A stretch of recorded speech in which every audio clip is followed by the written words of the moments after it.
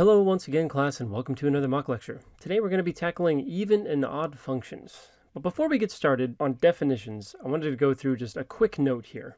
X cubed plus 7 is not an odd function. 2x to the fourth plus 3x squared minus x is similarly not an even function. And so the first thing that I want to mention right off the bat here is that the degree of the function does not solely determine whether the polynomial function is even or odd. There are some things that we get for free by seeing an odd degree and by seeing an even degree, but just having an odd degree polynomial doesn't mean that you're looking at an odd function. Because instead of degreeness, right, instead of thinking about it numerically odd or numerically even, which 3 and 4 are, functions are even odd based on symmetry. So here are 3 examples of some even functions here. And the symmetry that you want to notice is that every single one of them has a reflection over the y-axis. It's a mirror image of itself. There exists a line symmetry that is just the y-axis. Similarly, odd functions have a symmetry, but this one's not a reflection. This one's harder to see, but it's a rotation. It's a 180-degree rotational symmetry about the origin, about the point 0, 0. So if you were to take your monitor and flip it upside down, it would look exactly the same. Right, the function is what I'm talking about, would look exactly the same. Those are the symmetries for even and odd, respectively. Even functions have a reflective symmetry over the y-axis. Odd functions have a rotational symmetry of 180 degrees about the point 0, 0. Now, of course, these are defined mathematically.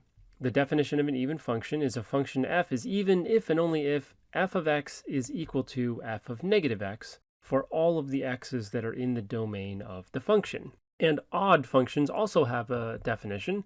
This one says a function f is odd if and only if negative f of x is equal to f of negative x for all x in the domain of f. So as with most mathematical definitions, I think just reading it is one thing, but actually understanding what's happening conceptually is another. So to help us figure out what this relationship is, I went ahead and I wrote a table of values here. And the way that I conceptualize or interpret f of x being equal to f of negative x, notice that the inputs are opposite.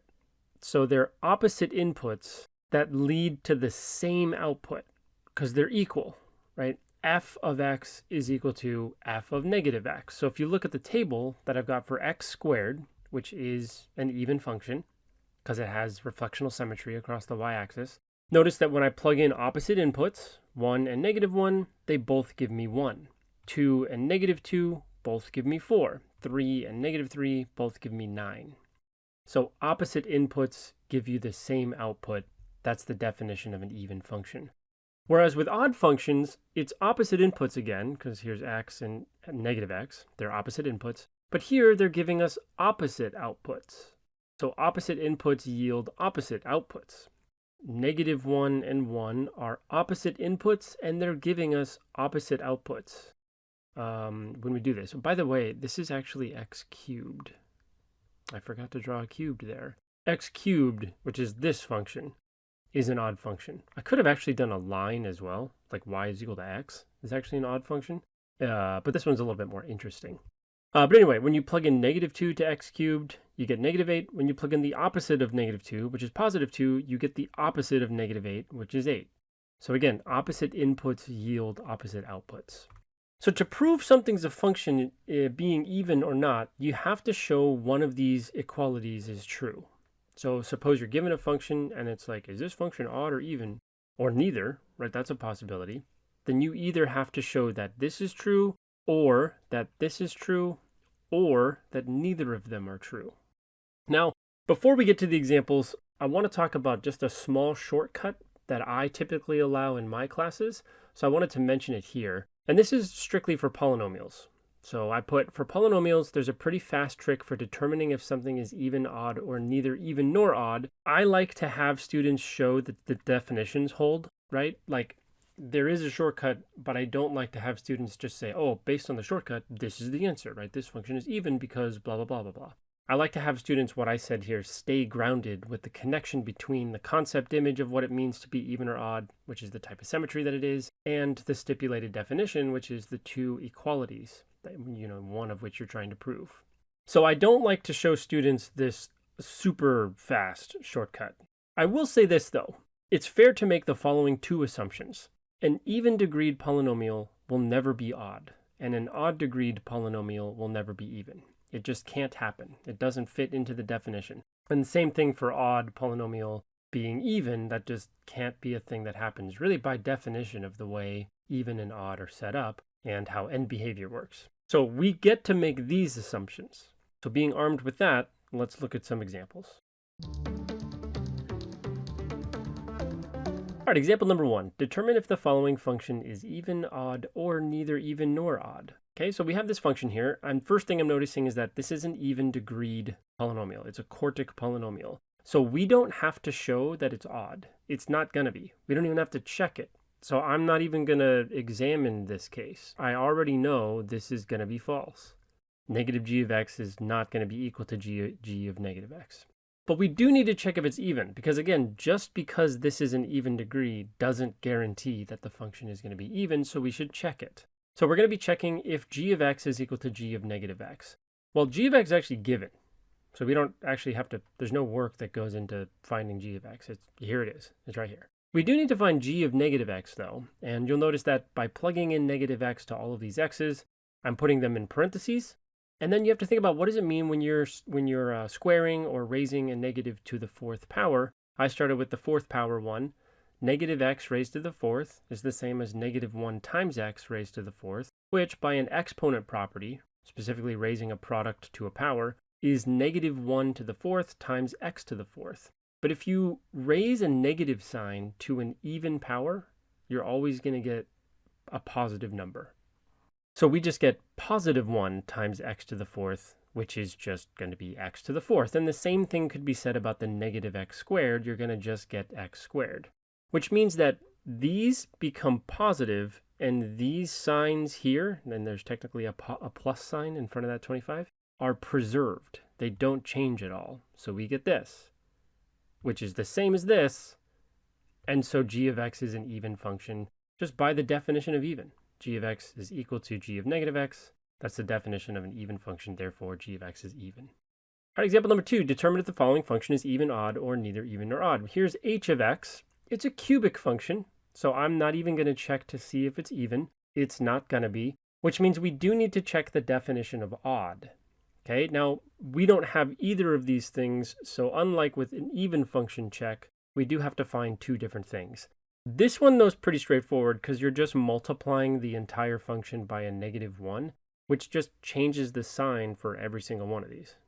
H of negative x we're going to calculate in much the same way. The difference, though, here is that negative x is being raised to an odd power in both of these cases. This is negative x to the first, which of course is just negative x, so we know this sign is for sure going to change into a minus, which is good, like that's what we're trying to get. It needs to be a minus.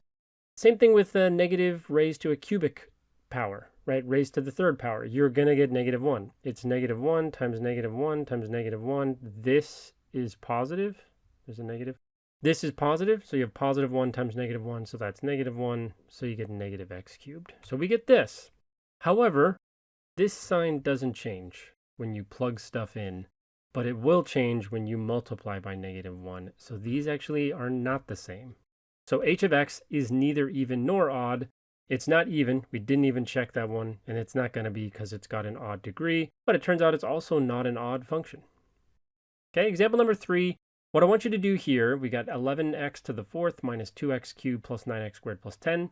Go ahead and pause the video and see if you can do this one. So here's what I got. Q of x we already had. We don't have to check that, but we do need to find this one. Notice that the sign will change only here. This is the only one where your negative x is being raised to an odd power. So that means that this will become negative x cubed, and you've got a negative 2 times that in front of it. So this changes to a positive, which means they're not the same. So this function is neither even nor odd, okay, by definition. For the last one here, I just wanted to look at some stuff graphically.